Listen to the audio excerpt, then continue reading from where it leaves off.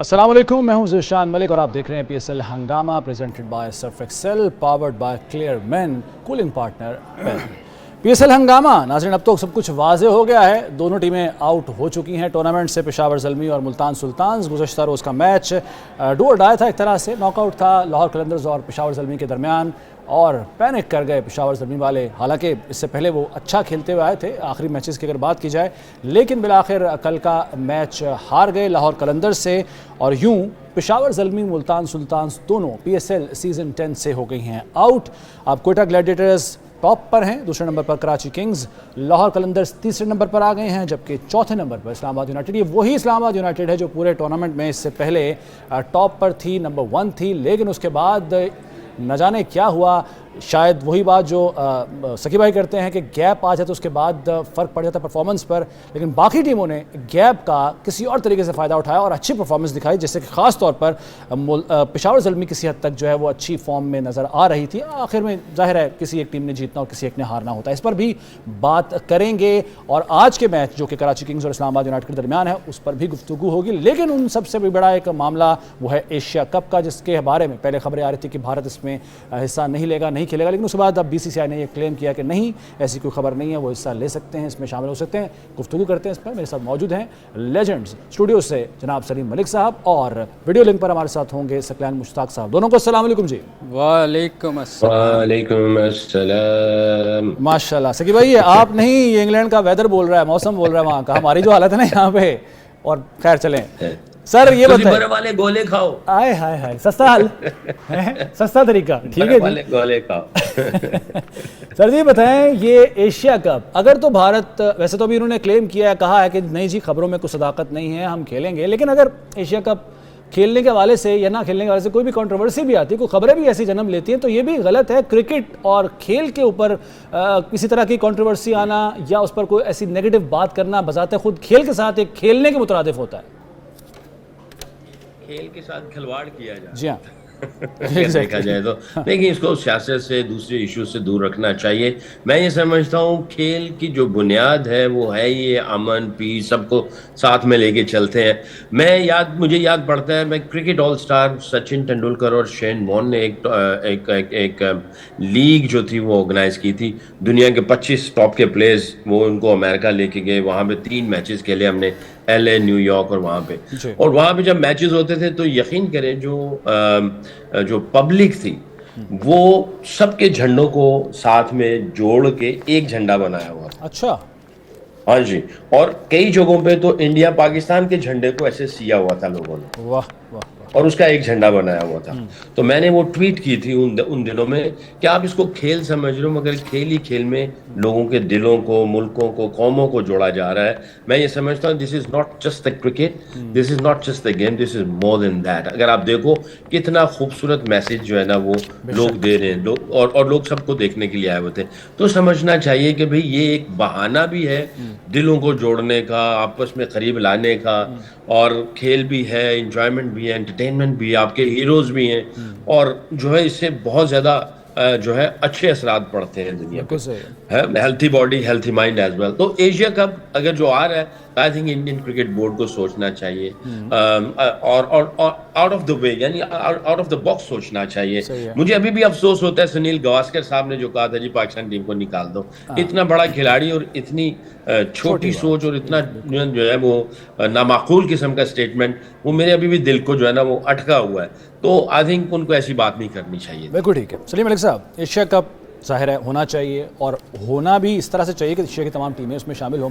Sir ज़ाहिर है ये आपके दौर की, चूँकि कुछ खबर है मेरे पास, जो 1986 में इंडिया ने बॉयकॉट किया था श्रीलंका के साथ, उनके ताल्लुकात में कुछ गड़बड़ थी, और 1990-91 में कोई टूर्नामेंट में पाकिस्तान ने भी गालिबन किया था। ज़रा आपको याद हो?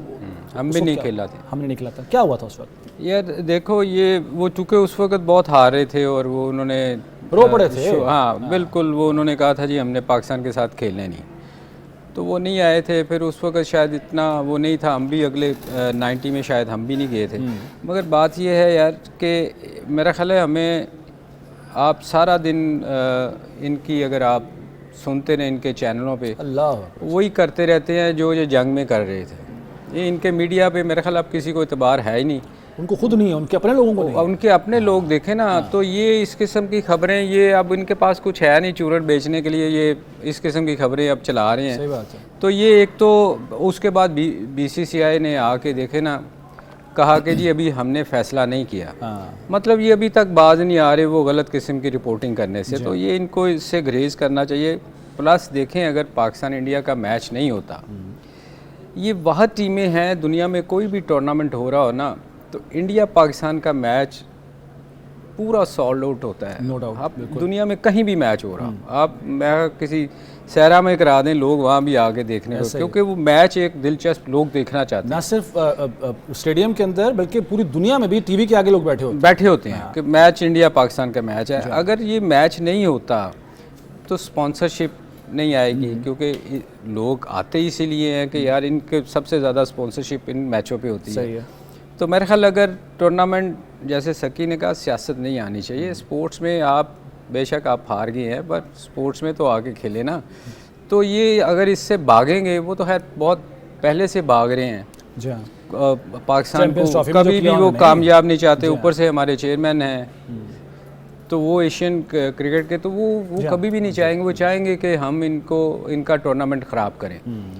तो फिर देखें, अगर ये नहीं आते तो मुझे डाउट है कि टूर्नामेंट हो, क्योंकि देखें ना, स्पॉन्सरशिप ही अगर नहीं आएगी तो टूर्नामेंट तो ख़राब होगा ना जी। बिल्कुल ठीक है। तो वो असल तो मेन इवेंट इन दोनों का ही है ना जी। इन दोनों का है, लोग देखना चाहते हैं इन दोनों को। तो मेरा ख्याल है ये इंडिया अगर ऐसा करेगा तो वो आइंदा के लिए फिर हम भी वही करेंगे जो ये हमारे साथ कर रहे हैं। टिट फॉर टैट होता है, बिल्कुल सही है। सकी भाई, अगर ऐसा होता है, एशिया कप नहीं होता, जैसे कि मलिक साहब भी कह रहे हैं, बड़ी जो अट्रैक्शन है वो इंडिया पाकिस्तान के मैचेस ही हुआ करते हैं हमेशा से। बल्कि अगर वर्ल्ड कप की भी बात की जाए, ये तो चले एशिया कप है, उसमें भी जो सबसे ज़्यादा देखा जाने वाला मैच होता है वो पाकिस्तान इंडिया का ही होता है। तो ये स्पॉन्सर ज़ाहिर है पीछे हटेंगे, क्योंकि पैसा नहीं है तो उन स्पॉन्सर्स ने क्यों इसमें दाखिल होना है। तो ये ओवरऑल जो है किसका एक ऐसा इफेक्ट होगा जो आगे जाकर भी मुतासर करेगा क्रिकेट को। तो इंडिया को भी ये सोचना चाहिए, और ख़ास तौर पर इंडिया के मीडिया को भी, वहाँ की गवर्नमेंट को, वहाँ के बोर्ड को किसी हद तक कोई अकल मत देनी चाहिए कि होश के नाखुन लो, बस कर दो अब। अकल तो हमने वॉर में भी बड़ी दी थी, कोशिश की थी हमने, लेकिन उनको अकल नहीं आती। जी सकी भाई। असल में देखें, ये जो है ना, मुझे जो लगता है, शायद मैं थोड़ा सा वो जो है ना, अजीब किस्म की सोच जो है ना, वो सोच रखे हुआ हूँ। वो इस वजह से पॉलिटिकल एंगल तो एक है ही है, जो मैं पहले भी कह रहा था कि ये पाकिस्तान को हर तरफ से नुकसान पहुंचाना चाहता है इंडिया। ये तो पॉलिटिकल एंगल है ही है। बट एक दूसरा जो पॉइंट है ना, वो ये है कि अगर इस तरह के टूर्नामेंट्स में ये पुल आउट करता है, जाहिर है पैसा आएगा नहीं, एशियन क्रिकेट बोर्ड जीरो हो जाएगा। ICC के टूर्नामेंट को भी वो कंट्रोल कर रहा है। मुझे ऐसा लगता है आफ्टर 1 decade, आफ्टर 10 years या उससे थोड़ा सा और, ये लॉन्ग टर्म इंडिया सोच रहा है ICC भी तबाह कर दो, एशियन क्रिकेट काउंसिल भी तबाह कर दो, BCCI हो, और सारे नीचे इनकी अपनी फ्रेंचाइज क्रिकेट पूरी दुनिया में चल रही हो, तो सारा पैसा सी अपने टेढ़ी चपा, सारा कुछ साढ़ा ही होता रहे। जी जी। हाँ, और 35% तो ले रहे हैं हम। हाँ, तो वो पूरी दुनिया जो है ना, वो रूल कर ले क्रिकेट के थ्रू, और हम ही करता धरता हो जाए। ये इनकी गलत फहमी है, ये इनकी गलत फहमी है। ये अगर इस तरह की चीजें हैं, देखो मैं ना पॉलिटिकल बंदा हूँ, ना मैं कुछ इस तरह की चीज़ों को जो है वो इन चीज़ों में इन्वॉल्व होता हूँ। मैं प्योर क्रिकेट लवर, और क्रिकेट लवर ऐसा हूँ कि पाकिस्तान के क्रिकेटर्स के अलावा दुनिया में जहाँ क्रिकेट होती है, मैं समझता हूँ I belong from cricket family. मैं एज ए क्रिकेटर, कोई भी अच्छा खेलता है मैं उसको एंजॉय करता हूँ, उसको अप्रिशिएट करता हूँ।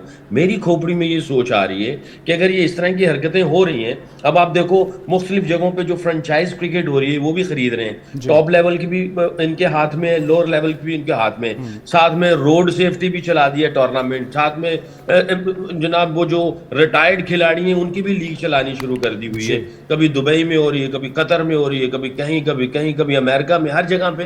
तो ये सारा कुछ करते कराते, यानी टियर 1 टियर 2 ICC और एशियन क्रिकेट काउंसिल उधर भी अपनी मनमानी रोना धोना रोंदू बन के बैठे हुए हैं। तो मुझे ऐसा लगता है कि ये कुछ और चक्करों में लगे हुए हैं।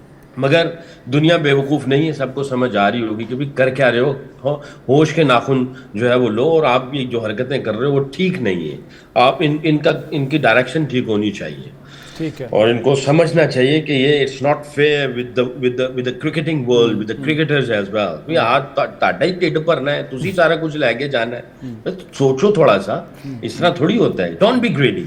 बांदर वंड का रहे ने जी क्या बांदर वंड का रहे ने बंदर बांट, अच्छा। सर चले फ़र्ज़ कीजिए, अब ज़ाहिर है अभी इस वक्त तो हम हाइपोथेसिस पे बात कर रहे हैं, और कंसिडरिंग इंडिया इस बात को खारिज से इम्कान करार दिया भी नहीं जा सकता, कुछ भी कर सकते हैं लोग। जिन्होंने चैंपियंस ट्रॉफी से पहले कितना तमाशा किया, वो ये एशिया कप से भी पहले कर। पाकिस्तान का स्टांस क्या होना चाहिए, पाकिस्तान के पास ऑप्शंस क्या हैं? देखिए एशिया कप में तो अगर वो नहीं आते, 4 टीमें हैं आपके पास, तो फिर एक ही ऑप्शन रह जाती है कि अगर करवाते हैं तो हम ना जाएं, ठीक है।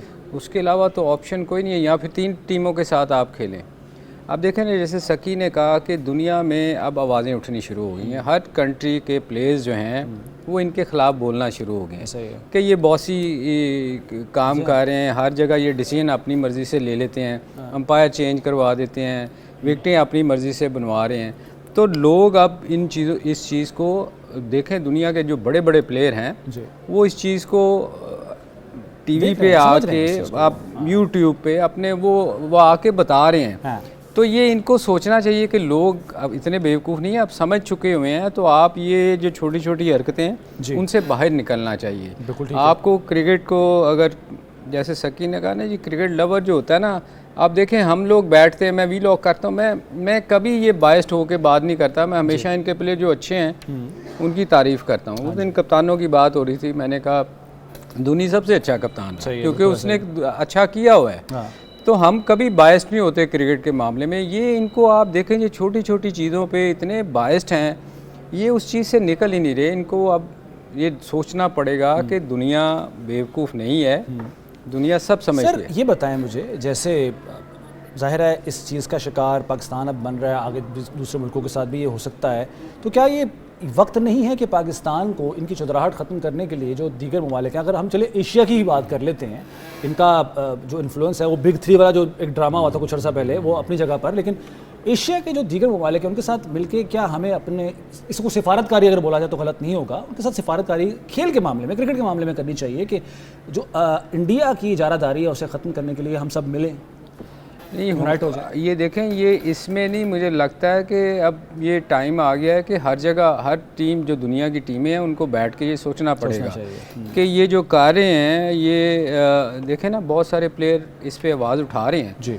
तो अब ये आवाज़ें उठनी जो शुरू हुई हैं, एशिया कप के अलावा भी मेरे ख्याल दुनिया में ये आवाज़ें अब उठेंगी कि इनकी मोनोपोली जो है वो इनको तोड़नी पड़ेगी, अदरवाइज़ ये आने वाले दिनों में ये बहुत तंग करेंगे, क्योंकि ये हर चीज़ अपनी तरफ लेके जा रहे हैं। देखें ना, 35% जो रेवेन्यू है ये ले जाते हैं, और ये तो चाह रहे हैं कि हम 100% ले जाएं या 5-10% लोगों को दें। तो ये लोगों को अब समझ आना शुरू हो गया, जितने भी मालिक हैं उनको अब बैठ के इस चीज़ पे बिल्कुल गौर करना चाहिए, और ये जो इंग्लैंड और ऑस्ट्रेलिया जो इनके साथ मिले थे उनको भी सोचना पड़ेगा। सही है।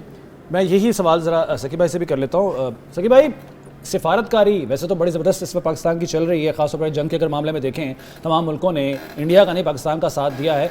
क्रिकेट के मामले में पाकिस्तान को अब सिफारतकारी करनी चाहिए, दीगर ममालिक को ये बताना चाहिए कि इंडिया खिलवाड़ कर रहा है क्रिकेट के साथ, खेल के साथ।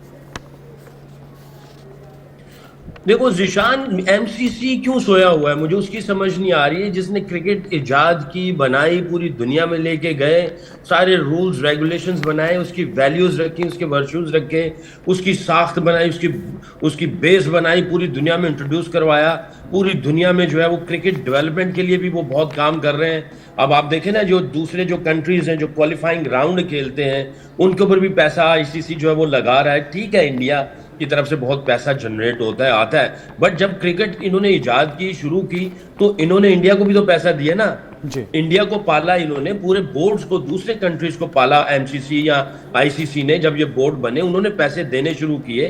पहले इनके पास पैसे थोड़ी होते थे, आप 20-25-30 साल पहले चले जाओ, कंगले होते थे ये लोग तो।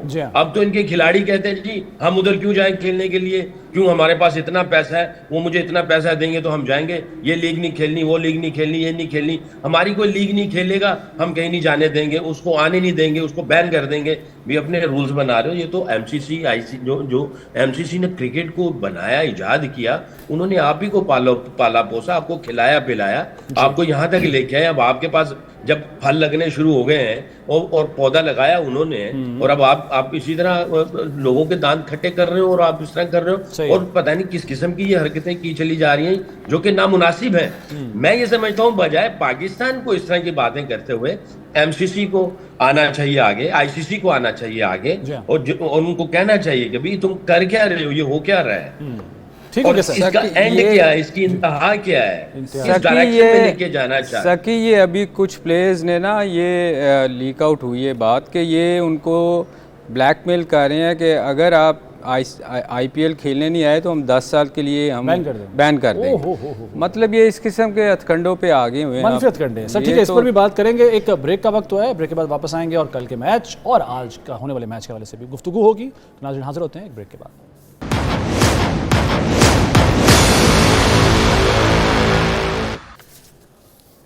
एक बार फिर खुशामदीद कहते हैं आपको पीएसएल हंगामा में। तो नाजरीन अब बात कर लेते हैं गुज़श्ता रोज़ के मैच की, जिसमें नॉकआउट मैच था लाहौर कलंदर्स और पेशावर ज़ल्मी के दरमियान। और पेशावर ज़ल्मी जिस तरीके से परफॉर्म अभी हाल में करना शुरू हो गया था, लग रहा था कि शायद वो टफ टाइम देंगे और लाहौर कलंदर्स के साथ बड़ा ज़बरदस्त और सख्त किस्म का मैच होगा।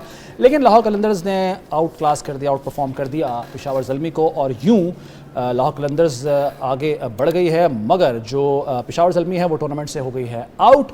अगर पॉइंट्स टेबल की बात की जाए तो जैसे कि मैंने पहले भी बताया कि ये कोयटा ग्लैडिएटर्स टॉप पे। ये अभी स्कोर कार्ड दोबारा दिखाते हैं जी। स्कोर कार्ड है जी, लाहौर कलंदर्स जो है उन्होंने जो स्कोर टारगेट दिया था 150 का दिया था, 149 रन उन्होंने बनाए थे मुकर्रर ओवर्स में 8 विकेटों के नुकसान पर।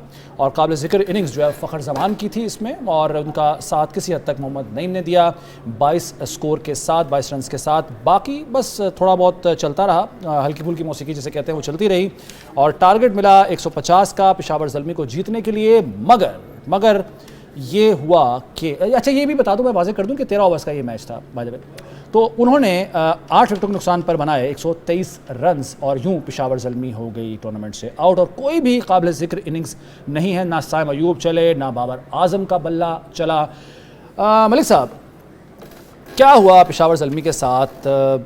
अगर जैसे कि हम बात भी करते रहे कि थोड़ा संभल गई थी टीम और बाबर आजम ने परफॉर्म करना शुरू कर दिया था, साइम अयूब गुज़श्ता मैच में फॉर्म में आ गए थे, वापस आ गए थे, तो लग रहा था कि शायद कुछ मुकाबला तो कम से कम करेंगे। लेकिन दिलन आत्मा ने बिल्कुल मुकाबला नहीं किया, और 8 रन पे साइम अयूब और 16 रन पे बाबर भी चले गए, हारिस भी 8 रन पे। तो ये हुआ क्या इनके साथ? यार देखो, जब आप बहुत ज़्यादा कैचेस गिराएंगे ना, जो कम ओवरों के मैचेस हो जाते हैं ना, उसमें अगर आप इतने कैचेस गिरा दें तो फिर आप क्या एक्सपेक्ट करते हैं, आप जीत नहीं सकते। और फिर आप देखें जो सबसे अच्छी चीज़ थी ना लाहौर कलंदर के लिए, फ़खर वो प्लेयर है, जब वो चलता है तो उसकी टीम आप देखिएगा हमेशा जीती है। और उसने वो 13 ओवर तो वैसे ही सूट करता है, उसको तो वैसे 50 ओवर भी सूट करता है, वो स्लो नहीं खेलता, अपनी नेचुरल गेम खेलता। तो वो उसने जो 60 रन कर दिए थे, इसमें देखें एक चीज़ देखने वाली है कि उनके बाकी जितने भी प्लेयर थे ना, उन्होंने जिन्होंने साथ दिया है, 10 रन नईम ने 10 गेंदों में 22 स्कोर किया है। 200 स्ट्राइक रेट से कम कोई नहीं खेला। अगर आप नीचे भी 8 गेंदों में 17, तो ये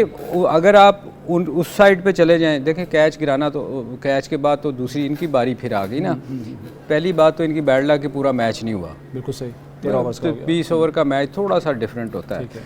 उसके बाद जब इनकी तरफ जाएँ तो इनके पास देखें ना, स्ट्रगल कर रहा था साइम, गो के पिछले मैच में स्कोर नहीं किया है, मगर उसके अलावा उसकी इनिंग्स देखे तो स्ट्रगल कर रहा था। बाबर ने स्कोर किया, मगर मैंने आपको याद है हमेशा एक चीज़ कही है कि बाबर को जब आते ही 12 रन 10 रन की एवरेज चेस करनी पड़ेगी तो मुश्किल होगी, क्योंकि वो फिर आपको हिटें मारनी पड़ती हैं। तो पिछले मैच में तो वो अच्छा खेला, मगर इस मैच में आप इनका किसी बंदे का भी स्कोर देख लें, किसी बंदे का स्ट्राइक रेट 200 के करीब नहीं गया। जब आप उस इतना प्रेशर आप पे पड़ जाता है, जब आप उसको मीट नहीं कर पाते, हर ओवर में आपने 12-13 स्कोर करना है, तो उसके लिए उनकी टीम में मुझे तो कोई ऐसा प्लेयर नज़र नहीं आता था साइम अयूब के अलावा। ठीक है, जो तेज़ खेलता है। ठीक है। और उसने भी बैड लक उसकी कि वो डबल माइंड हुआ, वो हिट विकेट हुआ कि वो शॉट चेंज की।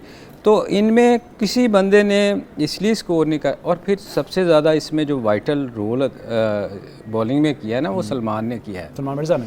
सलमान मिर्ज़ा इनकी एक्सपेक्टेशन से ज़्यादा उसने बेहतर बॉलिंग की है। जो मैच देखे ना, उसने थोड़ा पेस से इनको बीट किया है। ठीक है। मैंने जो वो हैट्रिक करने लगा था, आपको पता है, उसने 2 आउट कर दिए थे, 4 आउट किए उसने। और ये शायद एक्सपेक्ट नहीं कर रहे थे। और उसकी सबसे अच्छी चीज़ ये थी कि उसने अपनी लिमिटेशन में रह के बॉलिंग की। बिल्कुल ठीक है। उसने कोई बाउंसर नहीं किया, उसने सिर्फ विकेट टू विकेट बॉल किए और हल्का सा स्विंग हुआ। और ये आप देखें, आने वाले बैट्समैन के लिए बड़ा मुश्किल होता है एडजस्ट करना कि आते ही 14 की रन्स की एवरेज चेज़ करें। तो मेरा ख्याल है क्रेडिट सलमान मिर्ज़ा को बहुत जाता है कि उसने आते ही इनको विकेटें उसने जो ली हैं, और 140 प्लस करता रहा है वो बॉलिंग, उसने स्लो नहीं की। या तो फिर ये उसको पहले कभी खेले नहीं हुए थे, ये एक्सपेक्ट नहीं कर रहे थे। तो मेरे ख्याल में वो उसका बहुत वाइटल रोल था। ठीक है सकी भाई, सलमान मिर्ज़ा एक वाइटल रोल उन्होंने प्ले किया फतह में लाहौर कलंदर्स की, और सरप्राइज एलिमेंट था ये पेशावर ज़ल्मी के लिए सलमान मिर्ज़ा। देखें जी, 100% एग्री करूंगा सलीम भाई की उस पे बातों पे। पेस और उसके साथ जो इसका एग्रेशन था, और सरप्राइज एलिमेंट तो उसने 1-2 गेंदों से ही पहले ही कर दिया था कि भाई मुझे हल्का नहीं लेना। और उसने जिस तरह से रैप अप किया है पेशावर ज़ल्मी को, मैं ये समझता हूँ we should give lot of credit to this guy. बाकी अगर देखा जाए तो सलमान मिर्जा ने तो किया ही किया है ना। उसके साथ अगर आप इनकी पूरी बॉलिंग यूनिट देखें ना, तो अब मुझे ऐसा लग रहा है कि इनका बॉलिंग यूनिट बहुत तगड़ा हो गया है शकीब के अंदर आने पे। सही। और जमान ने 2 ओवर में 6 रन दिए, तो उसका भी मुझे ना उसमें भी थोड़ा सा पुराना टच नजर आना शुरू हो गया है। हाँ। तो इनकी बॉलिंग जो है ना, वो मुझे उसमें कुछ चीजें कुछ ऐसी महसूस हो रही हैं जो देखने में नजर आ रही है कि इनका बॉलिंग यूनिट बहुत तगड़ा है। ठीक है। हारिस रऊफ कंसिस्टेंट नहीं है, बट वो कभी कभार ऐसा धमाका कर देता है, परफॉर्मेंस दे देता है, बट वो रन्स भी कंसीव करता है। बट अगर आप इनकी बॉलिंग यूनिट देखें तो बहुत ही आउटस्टैंडिंग किस्म का इन्होंने डिस्प्ले किया है। अफरीदी फिर फॉर्म में, शाहीन अफरीदी ने फिर 2 आउट किए ऊपर से, सलमान मिर्जा बहुत अच्छे आउटस्टैंडिंग। तो इनकी बॉलिंग यूनिट बहुत अच्छी लग रही है। मैंने तो पहले ही कल कह दिया था कि पेशावर ज़ल्मी और लाहौर कलंदर को देखें तो लाहौर कलंदर के अंदर करंट सिचुएशन में, प्रेशर सिचुएशन में किस तरह इसको टैकल करना है, डील करना है, इनके पास प्लेयर्स है। जैसे फखर जमान है, शाहीन है, सिकंदर रजा है, और अभी ये लड़का सलमान मिर्जा आ गया, इसने किया है। जमान भी पहले कर चुका था, कल इसने बहुत अच्छी बॉलिंग की है, और विकेट खैर नहीं मिली, बट बहुत ही आउटस्टैंडिंग किस्म की इसकी एग्जीक्यूशन नजर आ रही थी। और शकीबुल हसन भी जो है वो एक प्रॉपर बैट्समैन भी है, बॉलर भी, और थिंक टैंक भी है, क्लेवर बंदा है। तो इनके यूनिट में जो है ना चीजें काफी अच्छी मुझे नजर आ रही हैं। सही। अच्छा सलीम अली साहब, एक चीज़ जिस पे तमाम टीमों को, जो अब 4 रह गई हैं, उनको काम करने की ज़रूरत है, जो कि शायद अगर उसमें कमज़ोरी होगी तो वो उसका मैच के नतीजे पर असर पड़ेगा, वो है कैचेस, फील्डिंग। बहुत कैचेस ड्रॉप हुए हैं इस टूर्नामेंट में। अगर हम अलग से एक अवार्ड का ऐलान किया जाए कैचेस ड्रॉप होने का, तो वो शायद ये मिले, रिकॉर्ड बन जाएगा। भाई साहब, इसमें ना वो कहते हैं ना कि आप जिस माहौल में होते हैं आप उसमें रंग जाते हैं। अब गोरे भी गिराना शुरू हो गए। हमने उनकी आदतें खराब कर दी। हमने तो बेहतरी लाने की ज़रूरत थी, वो गोरे भी अब कैच गिराना शुरू हो गया आसान। देखिए यार, ये फील्डिंग का जो इशू है ना, ये हमेशा से हमारे पाकिस्तान में रहा है। हमने इतने साल हो गए, हमने बहुत सारे लोगों को बुलवाया फील्डिंग के लिए, मगर जब आपकी बेसिक ठीक नहीं होएगी ना, आपको लोगों को जो फील्डिंग है ना, वो आपको ख़ुद इम्प्रूव करनी पड़ती है। आप घंटा घंटा प्रैक्टिस करते हैं, अगर आप प्रैक्टिस नहीं करेंगे, आप अपनी फील्डिंग अगर आप ख़ुद इम्प्रूव करना नहीं चाहेंगे तो नहीं हो सकती। अब हमारे यहाँ होता क्या है कि हम ये PSL के जो मैचेस हो रहे हैं, इसमें आके लड़के को कोचिंग शुरू करते हैं। हम बेसिक जो मैं बार बार कहता हूँ कि जो बेसिक जो ग्रास रूट लेवल से अगर हम बच्चों को नहीं बताएंगे तो यहाँ आके, क्योंकि यहाँ तो बहुत सारे लोग स्पॉन्सर लेके आते हैं और वो टीम में आ जाते हैं और खेल जाते हैं, फिर उनकी फील्डिंग इसलिए इम्प्रूव नहीं होती। दूसरी बात, मैं अभी जो थोड़ा सा पिछले मैच का जी प्लीज़ देखें, हमारे यहाँ हो क्या रहा है कि हम ना छिक्का मारने की कोशिश करते हैं, 4 रन्स पे हम बिलीव नहीं कर रहे इस जो छोटा फॉर्मेट है। ठीक है, कोई बंदा भी एंगल से, अब आप कल बाबर को देखें साहब, मैं उसकी क्रिटिसाइज नहीं कर रहा, मैं वैसे एक जनरल बात कर रहा हूँ कि ऑफ स्पिनर पे उसको पूरा मौका मिला, वो हल्का सा बैट को एंगल करता तो कवर में चौका थोड़ा सा वाइड जा सकता था। मगर मुझे ये नहीं समझ आती कि हम लोग जब बड़ा स्कोर चेज़ कर रहे होते हैं, ठीक है छक्कों की ज़रूरत होती है, पर चौका भी स्कोर है, हम एंगल कोई नहीं करके खेलता, कोई बैट को बस वो एक जगह घुमा रहे हैं। थोड़ा सा इनको, हमारे लोगों को इन चीज़ों पे काम करना चाहिए कि एंगल करके भी खेलना है, कि आप थोड़ा सा एंगल करेंगे तो वाइड जाएगा, चौका मिलेंगे आपको। सही है। एक ही फील्डर की साइड आप हिट मारे, इसका क्या मतलब है यार? हम इम्प्रूव ही नहीं करना चाह रहे। असल मसला यही है, शायद इम्प्रूव करना नहीं चाह रहे क्योंकि वो इंटेंशंस नज़र नहीं आ रही होती हैं। सकी भाई, जैसे कि फील्डिंग के हवाले से बात है, ये अनफॉर्चुनेटली शुरू से ही रहा है मसला पाकिस्तान क्रिकेट का, फील्डिंग का। किसी ज़माने में या बल्कि अभी भी ओपनिंग का एक बड़ा मसला रहा है हमारा, सबसे बड़ा, और फील्डिंग का भी। तो क्या करना चाहिए? और आगे जो आप मैचेस हैं, फाइनल मैचेस होने हैं, उसमें जो टीम बेहतर मेरा ख्याल है फील्ड करेगी, शायद वो बेहतर पोजीशन में होगी जीतने की। प्रैक्टिस करनी चाहिए। देखिए जिशान, मैं आपने भी नोटिस किया होगा, सलीम भाई ने भी नोटिस किया होगा कि ये पूरे PSL में हमने इन मैचेस को बड़ा गहराई से देखा, bowling, batting, fielding as well. तो फील्डिंग की तरफ से आपको कोई आउटस्टैंडिंग किस्म का रन आउट नजर नहीं आया, या आउटस्टैंडिंग किस्म का जो है ना सिंगल डबल रोकते हुए कोई एंटिसिपेशन की कोई स्किल्स नजर नहीं आई, और कोई आउटस्टैंडिंग किस्म के कैचेस उस तरह के नजर नहीं आए। खास तौर पे ये नजर आया कि जहां प्रेशर पड़ा है आपको इजी सिंगलें नजर आ रही हैं, आपको जो है वो कैच छूटते हुए नजर आ रहे हैं। तो जहां पे हम कह रहे हैं ना कि भाई यार प्रेशर सिचुएशन आती है तो बैट्समैन जो है वो शॉट एग्जीक्यूशन उसकी सही नहीं होती है, शॉट सिलेक्शन सही नहीं होती है, हिट सही नहीं मार रहा, दिमाग इस्तेमाल नहीं कर रहा, बॉलर सही जगह पे गेंद नहीं कर रहा, इससे ज्यादा ब्लंडर फील्डिंग में हो रहा है। और आपको फील्डिंग में ये चीजें नजर आ रही हैं, और कोई, मुझे नहीं लगता कि कोई स्पोर्ट्स स्टाफ भी इन चीजों को देख रहा है। और हम तो खैर बहुत दूर से बैठे हुए, तो हमें नजर आ रहा है कि भाई कैच छोड़े उसके हसन नवाज के, जब पहले मैच में उसने दुर्घट बनाई थी टीम का, मेरे ज़हन से नाम निकल गया, जब उसने अकेले ने मैच जितवाया, उसके बाद वो 3 कैच एक ही ओवर में छूट गए, जिशान गालिबन बॉल कर रहा था। एक ही ओवर में। तो प्रेशर सिचुएशन में, देखिए प्रेशर सिचुएशन में अगर आपकी फील्डिंग साथ नहीं दे रही है तो आप समझ लो कि आपका बॉलर जीरो हो गया है। अगर आपका बॉलर जीरो हो गया है प्रेशर सिचुएशन में, तो आपका कैप्टन जो है उसका भी कॉन्फिडेंस खो गया, आपका अल्लाह ही हाफिज है फिर। तो टीम को अगर टीम देखना है तो फील्डिंग के वक्त पता चलता है कि ये टीम है। बैटिंग करते हुए तो दो बैट्समैन अंदर होते हैं, बाकी सारी टीम बाहर बैठी होती है। आप उस वक्त ड्रेसिंग रूम का माहौल देखते हैं जब 2 अंदर खेल रहे होते हैं कि ड्रेसिंग रूम का माहौल कॉन्फिडेंट है, रिलैक्स है, फोकस्ड है, फिर टीम का जाहिर होता है। मगर जब 11 अंदर होते हैं, 2 बैट्समैन होते हैं, 11 ही खड़के हुए हैं, 11 को समझ नहीं आ रही है, वो सिंगल भी दे रहे हैं, सिंगल रोक भी नहीं रहे हैं, एंटिसिपेशन भी कोई नहीं है, इन्वॉल्वमेंट भी नहीं है, और जब कैच आता है उस वक्त गिरा देते हैं, तो that's not a team. Right sir, ठीक है आप टूर्नामेंट जीत नहीं सकते, नहीं जीत सकते, आप टूर्नामेंट जीत नहीं सकते। बिल्कुल ठीक है जी। अच्छा, अब हमें जो आज का मैच है उस पर भी गुफ्तगू करनी है, और ख़ास तौर पर एक बड़ी अच्छी चीज़ जो मुझे नज़र आई वो है भाईचारे की एक बड़ी ज़बरदस्त मिसाल कायम की है 2 प्लेयर्स ने, 2 लोगों ने, 2 कप्तानों ने, रिजवान और बाबर आजम। इस पर भी मैं बात करूँगा। एक ब्रेक का वक्त है, ब्रेक के बाद वापस आते हैं।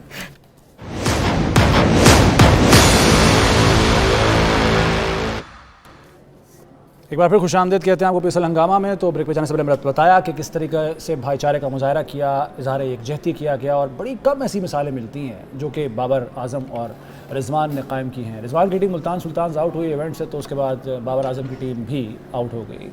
तो चले, खैर है, कोई बात नहीं, अगली दफ़ा सही। और ये by the way play offs में पहली मरतबा हुआ PSL में, ये 10वां सीज़न है कि पेशावर ज़ल्मी जो है वो आउट हो गई है। ये सोचना पड़ेगा पेशावर ज़ल्मी की इंतज़ामिया को, और कप्तानी आगे मुस्तकबिल में रिजवान के पास रहती है या नहीं रहती, ये भी एक बड़ा सवालिया निशान है। चले, इस पर आइंदा बात करेंगे। अभी जनाब आज का match, Karachi Kings Islamabad United. सलाम मुश्ताक साहब, कराची किंग्स ने जो हालिया मैच में मुतासिर किया, पेशावर ज़ल्मी को हराया, जिस तरीके से उन्होंने आउट क्लास कर दिया, परफॉर्म किया, स्ट्रॉन्ग पोजीशन में है। दूसरी तरफ उनके मद्दे मुकाबले इस्लामाबाद यूनाइटेड है जो कि इब्तिदा में तो बहुत अच्छा परफॉर्म कर रही थी, अनबीटेबल थे, लेकिन उसके बाद वो अनविनेबल हो गए हैं, यानी बिल्कुल वो जीत नहीं रहे हैं कोई मैच भी। अब इस वक्त वो नीचे आए हुए हैं, लास्ट नंबर पर, यानी 4थे नंबर पर आए हुए हैं वो। क्या देखते हैं जी? जी, ये मैच इनका खैर क्वालिफाई तो कर गया है जो प्लेऑफ में, बट ये मैच इनके लिए इतना इम्पोर्टेंट है इस्लामाबाद यूनाइटेड के लिए कि 4 मुसलसल जो शिकस्त हुई हैं उसमें इनकी क्या लर्निंग्स थी, और यहाँ से अगर ये मैच जीत के प्लेऑफ में जाते हैं तो फिर पता चलेगा कि भी इनके जो स्पोर्ट्स स्टाफ ने जो वर्क किया हुआ था, जो लर्निंग्स थी उसको अटैच किया कि नहीं किया, जो इश्यूज थे उनको कैसे रिजॉल्व किया है, और आगे किस एटीट्यूड के साथ जा रहे हैं। अगर आज का मैच जो है ना वो डिफाइन करेगा। अगर आज ये हार के जाते हैं फिर दोबारा, तो I think it will be too late for Islamabad United to be able to play in the final, और इस टाइटल को उठाने के लिए इनके लिए बड़ा इंपॉर्टेंट मैच है आज। बट दूसरी तरफ देखा जाए तो केकेआर जो है वो आउटस्टैंडिंग किस्म की क्रिकेट खेल के आ रहा है, और अगर देखा जाए तो केकेआर के लिए जो है वो मैच उनको हल्का नहीं लेना, क्योंकि यही एक लास्ट मैच है इनके लिए। अगला जो प्लेऑफ के जो माइंडसेट है, जो प्रेपरेशन है, जो प्रेशर है, वो डिफरेंट हो जाएंगे। प्लेऑफ से पहले आपकी रात की नींद डिफरेंट है, जैसे ही प्लेऑफ में जाते हैं, नॉकआउट में जाते हैं, तो वो आपकी रात की नींदें डिफरेंट हो जाती हैं। आपके जो इमेजिनेशन है उसमें थोड़े बहुत भी डाउट्स आने शुरू हो गए, और आपका फील थोड़ा सा डिफरेंट हुआ तो आपकी एग्जीक्यूशन डिफरेंट हो सकती है। तो इनको चाहिए कि प्लेऑफ में जाने से पहले उसकी प्रेपरेशन आज के मैच से कर ले, और आई थिंक टेबल पे नंबर 2 पे बैठे हुए, बहुत आउटस्टैंडिंग किस्म की क्रिकेट खेल रहे हैं, 6 मैच जीते हुए, 3 हारे हुए, तो I think they will go with the heavy high confidence. और Islamabad United low in confidence, but कितनी प्रेपरेशन की है, स्पोर्ट्स स्टाफ जो है उसने कैसा काम किया हुआ है, कैप्टन मेरा ख्याल इनका वापस आ गया, इंजरी जो इसको निगल सी शादाब खान को, वो वापस आ गई, टीम को कैसे लड़वाता है आज देखना पड़ेगा। राइट मलिक साहब, दोनों टीमों के लिए एक मौका होगा कॉन्फिडेंस अपना बहाल कर, इस्लामाबाद के लिए कॉन्फिडेंस बहाल करने के लिए और कराची के लिए कॉन्फिडेंस बरकरार रखने के लिए। यानी कराची में देखें जिस तरह उन्होंने बाउंस बैक किया है वो बड़ा अच्छा जा रहे हैं, और ये तो इस्लामाबाद के लिए है कि वो पिछले 4 मैच उन्होंने बहुत बुरे खेले हैं। मेरे ख्याल में वैसे मैं आपको बताऊं, ये क्रिकेट ना T20 स्पेशली बड़ी फ़नी सी गेम है। इसमें एक दिन ही लगता है आपकी सारी चीज़ें चेंज हो जाती हैं। आप अगर 2 प्लेयर अच्छा खेल जाएं, 2 स्पेल अच्छे हो जाएं, तो आपकी टीम जो इस वक्त वो जिसमें फंसे हुए हैं ना, वो उससे निकल सकते हैं। तो ये बात वही है जो सकी ने कही कि डिपेंड करता है इन्होंने कितनी मेहनत की है। ठीक है, अपने जो होमवर्क इन्होंने जिन चीज़ों में इनकी वीकनेस नज़र आ रही थी, ये आज के मैच में इनका बहुत डिपेंड करता है कि ये नज़र आ जाएगा आपको। बिल्कुल सही है। तो मेरे ख्याल में वो कोशिश तो करेंगे। शादाब की वापसी कोई रोल प्ले करेगी? ऑब्वियसली देखिए जी, कप्तान जो रेगुलर कप्तान होता है वो बेहतर डिसीजन ले सकता है। एक आने वाले के लिए मुश्किल हो जाता है कप्तानी करना। हाँ। तो मेरा ख्याल जो रेगुलर कप्तानी जैसे शादाब कर रहे थे, तो उनको टीम के बारे में बेहतर पता है, चेंजेस कब करनी है, किस प्लेयर से कौन सा काम लेना है, वो कप्तान जो रेगुलर कर रहा होता है उसके लिए आसानी होती है। तो मेरा ख्याल फ़र्क तो पड़ना चाहिए। वैसे तो जो मैच वो 4 आ रहे हैं, जब शादाब था भी तब भी हारे थे, वो हारना शुरू हो गए थे, तो वो अनफिट अनफॉर्चुनेटली बीच में हो गए। मगर इनको ये आज का मैच इनके लिए वो नहीं है कि ये बाहर हो जाएंगे, मगर इनका कॉन्फिडेंस बहाल करने के लिए इनको आज का मैच जीतना बहुत ज़रूरी है। बिल्कुल ठीक है। अच्छा, इसमें सर चले, खैर अब वक्त भी चुका है, हमारे पास बहुत कम है, तो बात वहीं आ जाती है सकलैन मुश्ताक साहब, 50-50% के अलावा आप क्या प्रेडिक्ट करते हैं आज के मैच के बाद? देखें, फेवरेट तो केके लग रही है। अच्छा, तो आई विल गिव 70, क्योंकि हाई इन कॉन्फिडेंस है। 30 इस्लामाबाद यूनाइटेड, बट इनके चांसेस हैं कि ये 30 से इसको 100 की तरफ ले जाए। तो 30% दूंगा इस्लामाबाद यूनाइटेड को और 70 केके को दूंगा। अगर यहाँ से ये स्विच कर जाते हैं तो I think Islamabad United is going to be like the special team in वो प्लेऑफ्स के ऊपर चली जाएगी। सर आपकी टीम? सर अगर कराची है, अगर आजम खान अच्छा खेलता तो ठीक। नाज़रीन, वक्त खत्म हो गया, इजाज़त दीजिए, अल्लाह हाफ़िज़।